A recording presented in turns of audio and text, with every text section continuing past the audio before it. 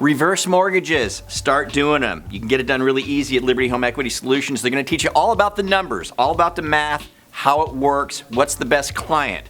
There's a webinar at the end of the month. Click the banner you see right here over on your right to register for it, or look straight down, click the banner there to register for that webinar, or on social media, there's a link around here somewhere, register for the Liberty Home Equity Solutions webinar on reverse mortgage math coming up. So check it out, guys. With our rate drop, did you know that according to Black Knight Financial, there are now 11.2 million borrowers that are good for a refinance? That's a lot of millions. And when you consider our inventory is at an 8-year low, you may want to consider looking into your past client database, loan officers. Now, let us give you a hint. Call all of your past clients that you closed from January of 2019 to March of 2019. Why? Because those folks had the highest rates in the past 12 to 13 months. That's low-hanging fruit, peeps. And don't forget your realtors in the process. Because remember, if you don't call your clients, other people are going to. It's a public record. Understand that, people. Multiple folks are going to try to get your past clients to call them. Listen to this. If you're limited on your non-QM jumbo to $3 million and you have a deal that goes to, say, $5 million, well, you're going to want to look at Oak Tree Funding. They have the products, not to mention the rates are great. Check them out for your super jumbos. And finally, remember, their webinar is tomorrow. So click this banner down below, over here, or somewhere around us. Okay, so politics aside, easier said than done, I know. A whole bunch of folks in housing are mad that the new presidential budget would cut 15.2% from the HUD budget. The concern is that it's going to have an adverse effect on HUD's affordable housing programs. Now, I guess it could, but I wonder if it's more a talking point. Here's the reason why. I think it's made political because as we speak, HUD has the money. They have more money than they've ever had. They're swimming in cash, people.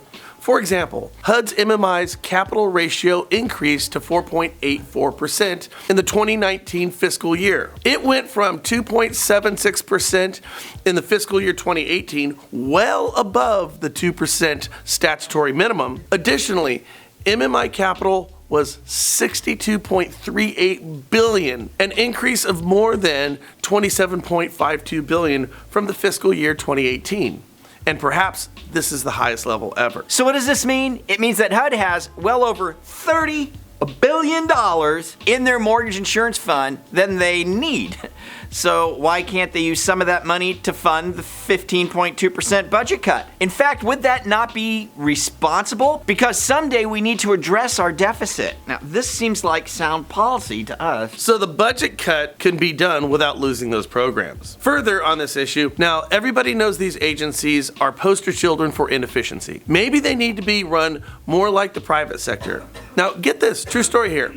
I was just watching a show on SpaceX's Falcon Heavy rocket. Now, this thing, it's a monster. Now, it's the second largest rocket ever built, still behind the Saturn V. It's designed to go to Mars, and it has a capacity to take all the cargo and people the size of a 747 along with it. It's amazing. Now, in case you don't know this, it's a company owned by Elon Musk, and it's part of the private sector. So, what's the point of us telling you this story? For Musk and SpaceX to launch one of these monsters, it costs about $100 million.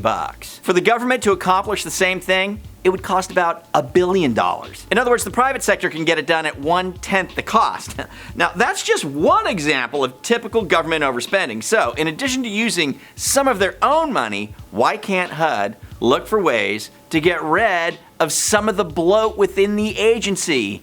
We're just saying. Finally, according to the DOJ, 4 members of China's People's Liberation Army hacked Equifax and gained information on about 143 million of you Americans. 4 people! You know, about half of all adult Americans just got hacked. Coin flip, if it comes up tails, you've been hacked. Now, this is an old hack, but a new story. It's a great chance for you to reach out to your past client database and say, hey, listen, half of all adult Americans have been hacked. We've learned this, it came from 2017, but all of your information can be on the dark web. So this is a great time for you to get your credit check pulled and to go ahead and check out some of the charges on your credit cards to make sure everything's okay. And oh, by the way, I can help you with that refinance. Remember the beginning of the show, rates are lower than they've been in years right now, and there's 11.2 million people who need a refinance. this is a great message and segue to reach out to your past client database and pick up some deals, people.